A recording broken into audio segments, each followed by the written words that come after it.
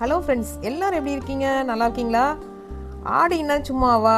ஆட்டமோ ஆட்டம், செடிகளுக்கும் கொடிகளுக்கும் மரங்களுக்கும். ஏன்னா நல்ல மழை பெய்யும், நல்ல குளிர்ந்த காற்று கிடைக்கும், மிதமான வெயில் கிடைக்கும். அதனால நல்ல குளிர்ச்சியான ஆடியில் ஆனந்த ஆட்டமும் ஆடி நன்கு விளைந்த சூப்பரான அறுவடையை நமக்கு கொடுக்கும். குறிப்பாக மாடி தோட்டத்தில் இருக்கிறவங்களுக்கு எல்லாரும் வெயிட் பண்ணிட்டு இருக்கிறது இந்த ஆடிப்பட்டத்துக்காக தான் ஃப்ரெண்ட்ஸ். வாங்க ஃப்ரெண்ட்ஸ், ஆரோக்கியமான அறுவடைக்கு விதைகள் விதைப்போம் வாங்க. அதை எப்படி விதைக்கிறோம், என்ன மண்கலவை, என்ன ரேஷியோவில் பயன்படுத்துகிறோம், என்னென்ன உரங்கள், அதில் என்னென்ன பயன்கள் இருக்குது, ₹1 கூட செலவு பண்ணாமல் வீணா தூக்கி போடுற 20 litre water can, 25 litre paint bucket, பழைய பெயிண்ட் பக்கெட் முக்கியமாக இதையெல்லாம் தூக்கி போடாமல் அதை பயன்படுத்தி பிளான்டர் பாக்ஸாக யூஸ் பண்ணி நம்ம மாடி தோட்டத்தை சூப்பராக விரிவுபடுத்தி இருக்கோம். 7 வகையான விதைகள் முதல் வீடியோவில் வருது. 14 கேன்களில் விதைகள் விதைக்க போகிறோம் ஃப்ரெண்ட்ஸ். இந்த விதைகள் என்ன காரணத்துக்காக விதைக்கிறோம், புதுவிதமான விதைகளையும் நம்ம ஃபஸ்ட் டைமாக விதைக்க போகிறோம். நம்ம சென்னை கிளைமேட்டுக்கு வருமா அப்படின்னு வெயிட் பண்ணி பார்க்கலாம் ஃப்ரெண்ட்ஸ். வாங்க ஃப்ரெண்ட்ஸ், வீடியோக்குள்ளே போகலாம். ஏற்கனவே நாங்கள் காய்கறிகள் கொடி வகைகள் எல்லாம் விதைச்சு அறுவடை முடித்த அந்த வாட்டர் கேன் பெயிண்ட் பக்கெட்டில் இருந்த மண்ணெல்லாம் கொட்டிட்டு அதில் நம்ம கோழி எச்சத்தை மிக்ஸ் பண்ணி 2 மாதமாக நல்லா அந்த மண் கலவையை பதப்படுத்தி மக்கிய உரமாக்கி ரெடி பண்ணி வச்சுருக்கோம். அந்த மக்கிய உரம் ரெடி பண்ணதுக்கப்புறம் மேற்கொண்டு நம்ம ஃப்ரெஷ்ஷான தோட்டத்து மண் ஒரு 30% எடுத்து அதையும் கீழேருந்து மாடியிலேருந்து எடுத்துகிட்டு வந்தாச்சுங்க ஃப்ரெண்ட்ஸ். ஆடி பட்டோம்னாவே நாங்களும் குஷி ஆகிட்டோம். கஷ்டத்தையும் பார்க்காம கீழேருந்து தூக்கிட்டு 30% தான் மண் அதில் தோட்டத்து மண் சேர்த்துருக்கோம். ஏற்கனவே மக்கிய கோழி எச்சம் போட்ட மண்ணோட கலந்தது அதுவும் ரெடி பண்ணியிருக்கோம் 50%.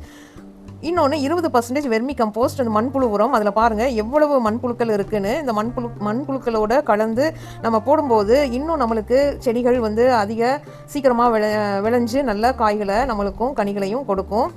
நெக்ஸ்ட்டு எப்பவும் நாங்கள் அந்த மண் கலவையில் வேப்ப இலைகளை, காய்ந்த இலைகளை போடுறது பழக்கம். இதுதான் ஃபஸ்ட்டு டைம் நாங்கள் வேப்பம் புண்ணாக்கு நல்லா பொடியாக்கி வச்சுருக்கிறது. அதை கொஞ்சம் ஆட் பண்ணுறோம், வேரல்கள் வராமல் இருக்கும். ஸோ அதுக்காக அதை ஆட் பண்ணிவிட்டு நல்லா கலந்து கொடுங்க ஃப்ரெண்ட்ஸ். நல்லா மிக்ஸ் பண்ணதுக்கப்புறம் மொத்தம் நாங்கள் 19 பாட்டிலையும் ஃபில் பண்ண போகிறோம். எல்லாம் வீணாக தூக்கி போடுற பழைய water can, paint bucket, 25 litre அந்த கேன்கள், இதை வச்சு தான் நாங்கள் ரெடி பண்ணியிருக்கோம். இப்போது இந்த மூட்டை ஃபுல்லாக என்ன இருக்குன்னா, இலைகள் இருக்குது, காய்ந்த இலைகள் இருக்குது. நம்ம இந்த கோடை காலத்தில், வெயில் காலத்தில் நல்லா காய்ந்த இலை சருகுகளை மொத்தமாக நாங்கள் இப்படி சேமித்து வச்சுருக்கோம். எதுக்குன்னா, நம்ம அந்த பாட்டில் ஃபஸ்ட்டு கீழே ஒரு லேயராக போடுவோம். அதுக்கப்புறம் மண்ணை ஆட் பண்ணிவிட்டு அதுக்கு மேலேயும் மறுபடியும் ஒரு லேயர், 2 லேயரில் நம்ம இந்த காய்ந்த இலை சருகுகளை போடுறதுக்காக மொத்தமாக சேர்த்து வச்சுருக்கோம். நீங்களும் இந்த மெத்தடில் ட்ரை பண்ணலாம். உங்களுக்கு நாங்கள் கொக்கோபிட் ஆட் பண்ணல. ஸோ இந்த வாட்டி கொக்கோபிட் பதிலாக இந்த மாதிரி காய்ந்த இலை சருகுகளை அதிகமாக பயன்படுத்தியிருக்கோம். இப்படி எல்லா பாட்டிலையும் வாட்டர் கேன்லையும் ஃபில் பண்ணியாச்சு. பக்காவாக ஃபில் பண்ணி முடித்ததுக்கப்புறம் நெக்ஸ்ட்டு நாங்கள் என்ன பண்ணணும்னா, 3 நாள் இந்த வாட்டர் கேன், பெயிண்ட் பக்கெட் இதில் நிரப்பி வச்ச இந்த மண்ணில் தண்ணீர் தெளித்து நல்லா ஊற விட்டோம். 3 நாள் ஊற விட்டதுக்கு அப்புறம்தான் நாங்கள் விதைக்க பிளான் பண்ணியிருந்தோம். ஏன்னா மண்ணும் நல்லா வளமாகணும்ல, அதுக்காக 3 நாளைக்கு அப்புறம் இப்போது எல்லா பாட்டையும் அந்த யூனிஃபார்மாக இருக்கணுன்றதுக்காக ஒரே கலரில், ஒரே வாட்டர் பாட்டில், 25 லிட்டர் வாட்டர் கேன்னா ஒரே ஈவனாக இருக்கிற மாதிரி செட் பண்ணி வச்சாச்சு. பெயிண்ட் பக்கெட் தனியாக, அப்படி தனித்தனியாக செட் பண்ணி வச்சாச்சு. செட் பண்ணி வச்சதுக்கப்புறம் நம்ம என்னென்ன விதைகள் விதைக்க போகிறோம் அப்படின்றதுக்காக எழுதுகிறோம். எப்பவும் ஒரு சின்ன யூஸ் அண்ட் த்ரோ அந்த பிளாஸ்டிக் டப்பாவில், கண்டெய்னரில், சின்ன கண்டெய்னரில் போட்டு விதைச்சு அது முளை விட்டதுக்கப்புறம் தான் மாற்றுவோம். இந்த வாட்டி டைரெக்டாகவே போடலாம் அப்படின்ற பிளானில் டைரெக்டாக போடுறோம். ஸோ என்ன விதை அதில் போட்டிருக்கோன்னு தெரியணும் அப்படின்றதுக்காக எழுதுகிறோம். இப்போது இந்த 3 பாட்லையும் என்ன விதை போட போகிறோம்னா, வெண்டைக்காய் விதை போட போகிறோம். நெக்ஸ்ட்டு அடுத்த 4 வாட்டர் கேன்லையும் நம்ம என்ன விதை விதைக்க போகிறோம்னா, அது ஒரு சஸ்பென்ஸ். விதைக்கும் போது பாருங்கள் ஃப்ரெண்ட்ஸ், அப்படி என்னென்ன விதை விதைக்க போகிறோமோ எல்லா பாட்லையும் மொத்தம் 19 பாட்டு, அதில் 15 பாட்லையும் ஃபுல்லாக நாங்கள் எழுதியாச்சு. எழுதிட்டு விதைக்க போகிறோம். இப்போ ஃபஸ்ட்டு விதை என்ன விதைக்கிறோன்னு பாருங்கள். நான் காட்டியிருக்கிறது போல் லைட்டாக நீங்கள் ஆள்காட்டி விரலில் சின்னதாக லைட்டாக ஒரு ஹோல்ஸ் மாதிரி போட்டு அது உள்ளே போட்டு அப்படியே மண் மூடி விட்டுற வேண்டியது தான். அப்படி எல்லா அந்த 3 கேன்லையும் நம்ம வெண்டைக்காய் விதை விதைக்க போகிறோம். வெண்டைக்காய் விதை விதைச்சதுக்கப்புறம் பாருங்கள், வெண்டைக்காய் விதை எவ்வளோ சூப்பராக இருக்குது பாருங்கள். இது நாங்கள் திருநெல்வேலி போயிருந்தப்போ அங்கே திருச்செந்தூரில் வாங்கினது தான். ஸோ அது எப்படி முளைப்பு திறனோட வருது அப்படின்றத வெயிட் பண்ணி பார்க்கலாம் ஃப்ரெண்ட்ஸ். ஏற்கனவே அங்கேருந்து வந்த விதைகள் எல்லாம் சூப்பராக விளைஞ்சு நம்மளுக்கு சூப்பரான அறுவடையை கொடுத்துச்சு. ஸோ இந்த வாட்டியும் சூப்பரான அறுவடையை கொடுக்கும்னு நம்புகிறோம் ஃப்ரெண்ட்ஸ். 3 வாட்டர் கேன்லையும் வெண்டைக்காய் விதைச்சாச்சு. நெக்ஸ்ட்டு ஒரு சூப்பரான விதை தான், அதுவும் அங்கே வாங்கினது தான், திருச்செந்தூரில் வாங்கினது தான். என்னென்னா பீட்ரூட் விதை. பார்க்கும்போது ஃபஸ்ட் டைம் நான் பீட்ரூட் விதை விதைக்க போகிறேன். சென்னை கிளைமேட்டுக்கு வருமா என்னன்னு தெரில, ஒரு சிலர் வரும்னு சொன்னாங்க. ஸோ ட்ரை பண்ணி பார்க்கலான்ட்டு பீட்ரூட் விதையை விதைக்கிறோம். அந்த பீட்ரூட் விதை எப்படி இருக்குன்னு பாருங்கள், க்ளோஸ்அப்பில் காட்டுறேன். பார்க்கும்போதே டிஃப்ரெண்ட்டாக சூப்பராக இருக்குது. ஸோ அதையும் 4 பாட்டில் 4 வாட்டர் கேனில் பீட்ரூட் விதைகளை விதைக்கிறோம். லேசாக ரொம்ப ஆழத்தில் விதைக்காமல் லேசாக ஒரு ஹோல்ஸ் போட்டு விதையை போட்டு மண் மூடி விட்டுருங்க. எதுக்கு நாங்கள் தண்ணி ஊற்றலைன்னா, மழை அன்றைக்கி விட்டு பேஞ்சிட்டு இருந்துச்சு. நாங்கள் விதைச்சி முடித்து ஒரு 10 நிமிஷத்தில் நல்லா மழை பெய்ய ஆரம்பிச்சிருச்சு. அதனால் நாங்கள் க்ளவுடியாக இருந்ததுனால மண்ணை மட்டும் மூடி விட்டுட்டோம், தண்ணீர் தெளிக்காமல். நெக்ஸ்ட்டு என்ன விதை விதைக்கிறோன்னா, கோழிக்கொண்டை விதை விதைக்கிறோம். அது நம்மளுக்கு கீரை விதை எப்படி இருக்கோ அதே மாதிரி தான் இருக்கும்.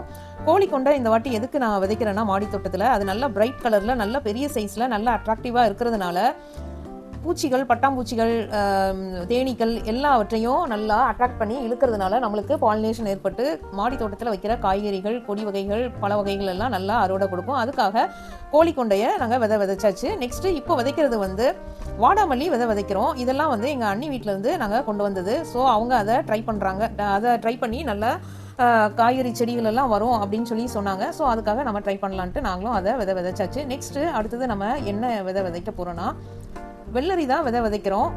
கூட ஒரு 4-5 எக்ஸ்ட்ராவே விதைச்சிட்டோம். ஏன்னா எந்த விதை திரட்சியாக நல்லா ஹெல்த்தியான முளைப்பு வருதோ அந்த செடிகளை நம்ம பயன்படுத்திக்கலான்னு 4 விதைக்கு பதிலாக ஒரு 8-9 விதை கிட்ட அப்படியே நாங்கள் விதைச்சிட்டு மண்ணை கலந்து விட்டுட்டோம்.